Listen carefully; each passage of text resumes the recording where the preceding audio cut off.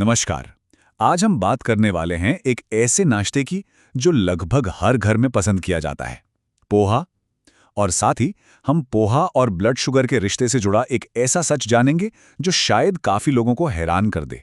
सवाल सीधा सा है, क्या चावल से बनी कोई चीज ब्लड शुगर के मामले में विलन की जगह हीरो हो सकती है? सुनने में थोड़ा अजीब लगता है ना? चलिए आज इसी बात की तह तक चलते हैं। तो मुद्दा है पोहा और इससे जुड़ा वो एक जरूरी सवाल। देखिए, एक आम धारणा तो यही है कि चावल मतलब ब्लड शुगर में एकदम से तेज उछाल। ज्यादातर लोग यही मानते हैं और कई मामलों में ये सच भी होता है। पर क्या पोहा के साथ भी ऐसा ही है? तो भाई सिर्फ बातों से क्या होगा, इस धारणा को असल में टेस्ट करके देखते हैं। तो एक बहुत ही सिंपल सा एक्सपेरिमेंट किया गया। लगभग 250 ग्राम घर पे बना हुआ पोहा, साथ में थोड़ी सी हरी चटनी, मतलब जैसा हम सब खाते हैं। और इसकी कुल कैलोरी थी करीब 400। कुछ भी एक्स्ट्रा नहीं, बिल्कुल एक नॉर्मल मील। और फिर जब इस एक्सपेरिमेंट का नतीजा सामने आया तो वो सच में उम्मीद से बिल्कुल परे था। ब्लड शुगर स्पाइक सिर्फ 19 मिलीग्राम। जी हां, सिर्फ 19। ये नंबर इतना कम था कि यकीन करना मुश्किल था। और जिन पर यह प्रयोग हुआ उनका रिएक्शन भी कुछ ऐसा ही था। ये एक कमाल का नतीजा है। मैं इस नतीजे से बहुत हैरान और खुश हूं।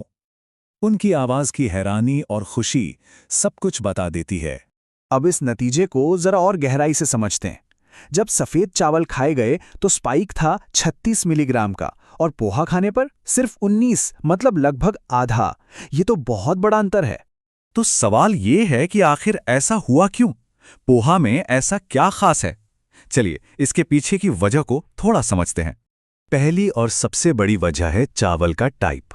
जो पोहा बनाने में चावल इस्तेमाल होता है वो सेमी पॉलिश्ड होता है, जबकि सफ़ेद चावल पूरी तरह से पॉलिश्ड होता है। सेमी पॉलिश्ड होने की वजह से पोहे में फाइबर ज़्यादा होता है, जो शुगर को खून में धीरे धीरे रिलीज करता है। और दूसरी वजह है पोहा बनाने का तरीका। ये कोई आम चावल नहीं है। इसे बनाने के लिए चावल को पहले उबाला जाता है, फिर मशीनों से चपटा किया जाता है और फिर सुखाया जाता है। तो टेक्निकली जो पोहा हम घर लाते हैं वो पहले से ही एक बार पका हुआ होता है।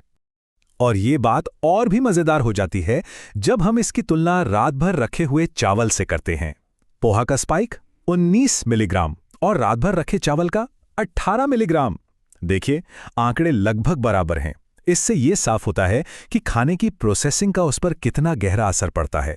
तो ठीक है, ये सब आंकड़े और विज्ञान तो समझ आ गया, पर असल जिंदगी में इसका क्या मतलब है?